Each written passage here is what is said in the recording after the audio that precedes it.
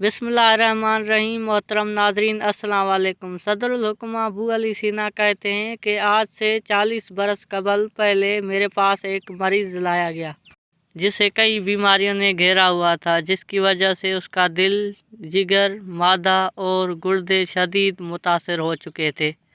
मुझे उसकी शिफायाबी की कोई उम्मीद नहीं थी।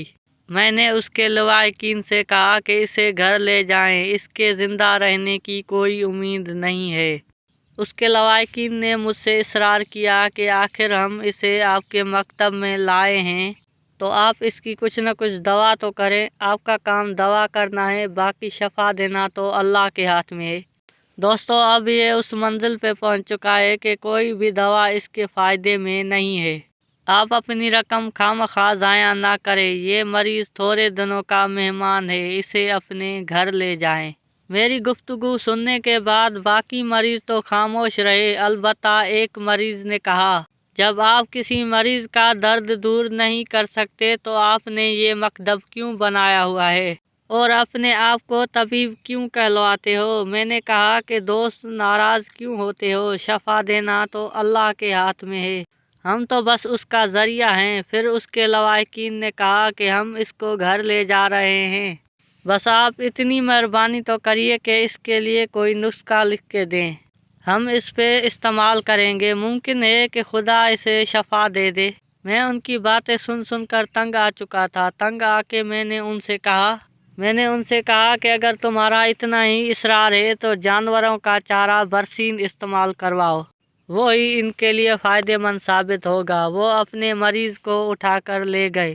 इस वाक़े के चंद दिन बाद वो लोग मेरे पास आए और मुझे तोहफ़ा देने के लिए घी, पनीर, दूध और कुछ बकरियां साथ में लाए। मैंने हैरानी में से उनसे कहा कि ये हदियाँ किस लिए लाए हो और इन हदियों का क्या मकसद है? उन्होंने कहा कि हम ये सब आपका शुक्रिया अदा करने के लिए लाए हैं। आपने हमारे मरीज़ के लिए बरसीन का चारा तजवीज़ फरमाया था, हमने वो उसे खिलाया तो हमारा मरीज़ शफायात हो गया। उसकी सेहतियाबी की खुशी में ये हकीस का नजराना आपकी खिदमत में पेश करने आए हैं। मैंने जब ये सुना तो मेरे ऊपर हैरत के पहाड़ टूट पड़े। मुझे यकीन हो गया कि शफा देना अल्लाह के हाथ में है। वो चाहे तो लाइलाज मरीज़ को बरसीन के चारे से सेहतियाब कर दे।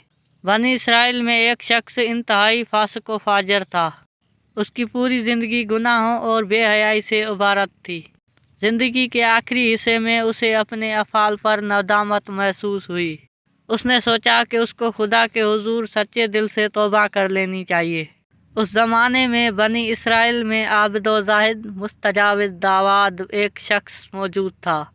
अल्लाह ताला ने उसके सर पे बादल को मुकर्रर किया था जो उसे दिन में धूप से बचाता था, और वो शख्स जो भी दुआ करता अल्लाह ताला उसकी दुआ कबूल करता था। उस गुनहगार शख्स ने तौबा का इरादा किया तो माफ़ी के लिए आबिद ज़ाहिद शख्स के पास गया और कहा कि मैं बहुत बड़ा गुनहगार हूँ और मैं अपने गुनाहों पर नदामत हूँ और सच्ची दिल से खुदा के हुजूर तौबा करना चाहता हूँ। आप अल्लाह ताला से मेरे गुनाहों की मगफिरत के लिए दुआ फरमाएं। और उसे आबिद शख्स ने धदकार दिया और कहा कि यहाँ से दफ़ा हो जाओ, मैं तुम्हारे जैसे मक्कार शख्स के लिए कोई दुआ नहीं करना चाहता। और वो गुनाहगार शख्स रोता हुआ वहाँ से हटा। लोगों ने यह मंजर देखा कि बादल का टुकड़ा आबिद के सर के ऊपर से जुदा होकर गुनाहगार के सर के ऊपर आ गया और उसके सर पे साया फिगन हो गया। उस ज़माने के नबी को वही फरमाई कि बंदों पर अपने बंदों से ज़्यादा मेहरबान है। और यूं खुदा का लुत्फ़ आबिद ज़ाहिद से हट गया और उसका मकाम बस्त हो गया, क्योंकि उसने एक तौबा करने के ख्वाहिशमंद की तज़लील की थी और उसे अपने से दूर किया था। आसारे कदीमी तलाश करने वालों को दरियाए साहिल के किनारे पे एक संदूक मिली थी। जब उन्होंने संदूक खोला तो उसमें उन्हें एक खनूस शुदा औरत की लाश मिली। उस संदूक में कीमती जवाहरात की अच्छी खासी मिकदार मौजूद थी।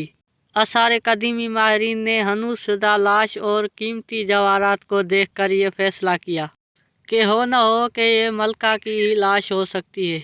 फिर उन्हें पुराने रस्मुल खत में लिखी हुई एक तहरीर भी मिली। फिर उन्होंने बड़ी मुश्किल से उस तहरीर को पढ़ा और उसमें ये लिखा हुआ था میرے مرنے کے بعد میری لاش جسے بھی ملے تو اسے معلوم ہونا چاہیے کہ میں ملک مصر کی رانی ہوں اور میرے ہی زمانہ اقتدار میں ملک میں شدید قہر آیا، اور یہ قہر اتنا شدید تھا کہ میں ملکہ ہو کر بھی 2 روٹی کے لیے ترستی رہی ہوں۔ جو مجھے 2 روٹیاں کھلائے گا یہ جواہرات اسے انعام میں دوں گی، لیکن حالات سے لگتا نہیں کہ میری یہ خواہش پوری ہو سکے گی اور میں بھوک کی وجہ سے مر جاؤں گی۔ اگر میں مر جاؤں تو میرے یہ جواہرات میرے قبر میں میرے ساتھ دفنا دینا۔ یقیناً ہمیں ملکہ کی وصیت پہ غور کرنا چاہیے اور اسے عبرت حاصل کرنی چاہیے۔ ہمیں یہ جان لینا چاہیے کہ جب تک خدا نہ چاہے کوئی کسی کی حاجت روائی نہیں کر سکتا، اگرچہ انسان کے پاس آسائش و آرام کے کتنے بھی سامان موجود ہو۔ عبد الملک بن مروان ایک اموی خلیفہ تھا، بدترین اور خونخوار شخص تھا۔ زندگی کے آخری ایام میں اسے مرض استسقا لاحق ہوا۔ اس بیماری میں مریضوں کو شدید پیاس لگتی ہے اور جتنا بھی پانی پیے پیاس بجھنے کو نہیں آتی۔ اس کے طبیب خاص نے اسے ہدایت کی کہ اگر آپ اس بیماری سے نجات چاہتے ہیں تو 2 دن یا کم از کم 1 دن پانی نہ پیے۔ اگر آپ نے 1 قطرہ بھی پانی کا پیا تو آپ زندہ نہ رہ سکیں گے۔ عبد الملک نے چند گھنٹے تو صبر کیا، لیکن آخرکار پیاس کی غلبہ سے مغلوب ہو گیا۔ اس نے کہا کہ خدا کے واسطے مجھے پانی پلا دو، جان نکلتی ہے تو نکل جانے دو، لیکن میں یہ پیاس کا عذاب برداشت نہیں کر سکتا۔ اہل خانہ نے اس کے مسلسل اصرار کرنے پر اسے پانی دیا۔ جیسے ہی اس نے پانی پیا تو اس کی روح پرواز کر گئی۔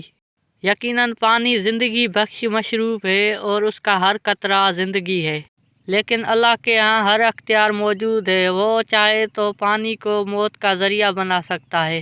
بیان کیا جاتا ہے کہ ایک زمانے میں ایک غریب و مفلس شخص رہتا تھا جو سال کے اکثر دنوں میں روزے سے رہتا تھا، اور جب سورج غروب ہوتا اور افطاری کا وقت آتا جیب میں ہاتھ ڈالتا اور ایک ورق نکالتا اور اس پہ لکھی ہوئی ایک تحریر کو دیکھتا جس سے اس کی بھوک مٹ جاتی تھی۔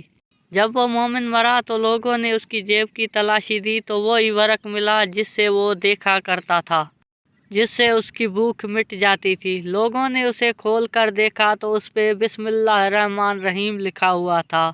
اس سے لوگوں کو بسم اللہ شریف کی برکت کے بارے میں معلوم ہوا کہ اس سے بھوک بھی مٹ سکتی ہے۔